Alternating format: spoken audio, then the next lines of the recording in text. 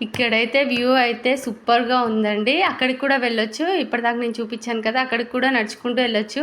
కానీ మాకైతే ఇంక అంత ఓపిక లేదండి. ఇక్కడే ఉండి ఇంకా సీనరీస్ అవి చూస్తున్నాము. మనం ఏంటంటే టీవీలో చూస్తాం కదా! సీనరీస్ గ్రీన్‌గా వచ్చేసి ఉంటాయి కదా!